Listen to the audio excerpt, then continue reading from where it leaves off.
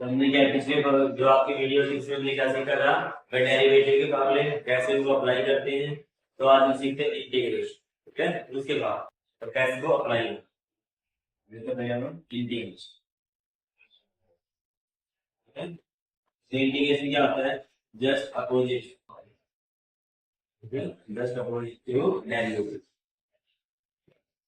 Derivative हमने क्या था, उसको जस्ट अपोजिट करा।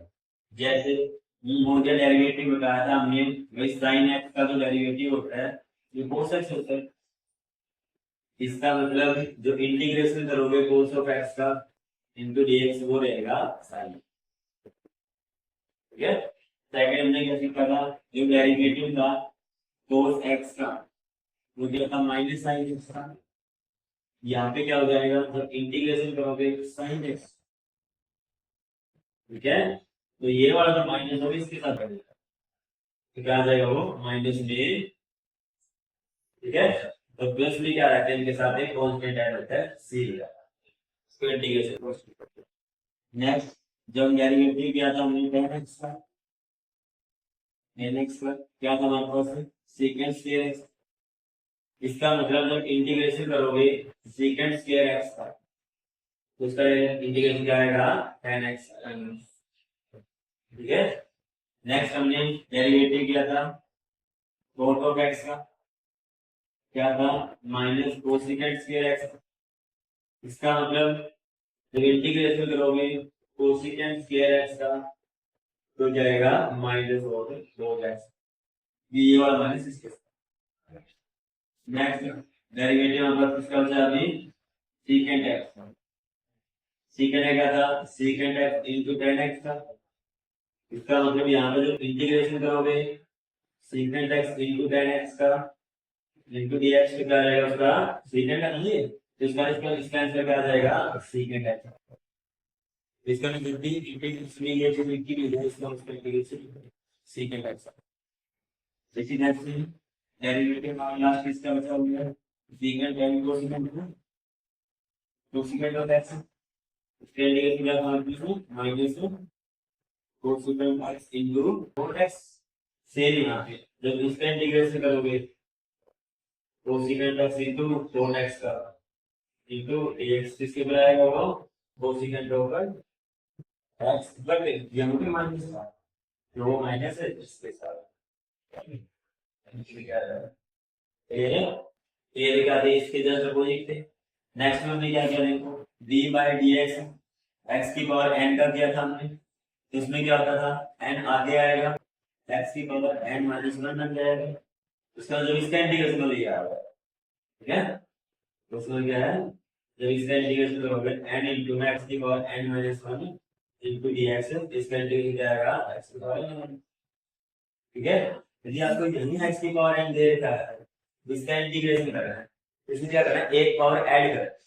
ठीक है, जब उसमें एक पावर ऐड करोगे और वही ऐड करके नीचे प्लस में करेंगे क्या फ्रीक्वेंसी में इसका क्या कर सकते हैं, देखो n एज था ना हमारा, x की पावर क्या करना है ऐड करना है, n माइनस वन है, वन ऐड करोगे क्या हो जाएगा n बचेगा, उसका मतलब n आएगा, नीचे क्या आएगा n तो आएगा, 10 से n। ठीक है, तब आगे क्या आएगा ये x की पावर। क्लियर है, अब ये एक फॉर्मूला हमने पढ़ा था, जो डेरिवेटिव हमने किया था log ऑफ x का, किसके इक्वल था 1 माइनस c इक्वल था। इसका मतलब जब इंटीग्रेशन करोगे 1 माइनस का फिर क्या देगा log ऑफ x। ठीक है, तो ये चीज अभी नेक्स्ट हम क्या किया था e की पावर x का, तो उसका डेरिवेटिव एज इट इज आया था। इसका मतलब e की पावर x का इंटीग्रेशन भी करोगे वो भी क्या आएगा एज इट इज आएगा। इसका मतलब एक्सपोनेंशियल ऐसा फंक्शन है जिसमें डेरिवेटिव कर लो या इंटीग्रेशन कर लो वो चेंज नहीं होगा, वैसे ही किया वैसे इसमें कोई डाउट है चलिए भाई। अब जब आपको इंटीग्रेशन करना u इनटू v है, किसे मिलता है ये u into v by x से मिलता है, जिसमें एक फंक्शन u है दूसरा कौन है v, दूसरा इंटीग्रेशन कर रहे हैं उसका मतलब क्या रहेगा एक function as it is not v by x की जरूरत integration of second B into ठीक है, माइनस में इंटीग्रेशन ऑफ जो पहला फंक्शन एच बी रखा था उसका डेरिवेटिव, इसका यहाँ पे क्या करोगे, इनका डेरिवेटिव जो ऊपर डैश लगा है ना इसका तो डेरिवेटिव है, और जो पहले इंटीग्रेशन करा हुआ है ना v इंटू dx इंटीग्रेशन यहाँ पे है, जो भी एक्चुअल आएगा उसको मिलेगा क्या करना है, इंटीग्रेशन दोबारा से करना है, ठीक है। तो ये रहेगा इसका, जैसे एग्जांपल से कर लेते हैं x इंटू sin x है, ठीक है। तो हमने क्या रखा, x एच बी रख दिया, sin x का इंटीग्रेशन क्या होता है, तो यहाँ इंटीग्रेशन करना, sin का इंटीग्रेशन क्या रहेगा, माइनस cos, तो माइनस बाहर आ जाता है इसके साथ, तो सकते हैं, फिर यहाँ माइनस है तो माइनस लगाओगे, इंटीग्रेशन था तो इंटीग्रेशन था, x का क्या करना है, डेरिवेटिव, तो x का डेरिवेटिव क्या होता है ना, फिर पढ़ेगा एक प्रकार का ना तो आगे आ जाएगी, तो x का डेरिवेटिव 1 है, इंटू इसका इंटीग्रेशन भी क्या था हमने, माइनस cos आया था तो माइनस को बाहर ले आओ, तो माइनस से मिलेगा प्लस, तो यहाँ पे क्या रहेगा cos x इंटू क्या रहेगा, अब दोबारा cos का इंटीग्रेशन भी कर देना, x into cos x plus में क्या रहेगा sin x, ठीक है।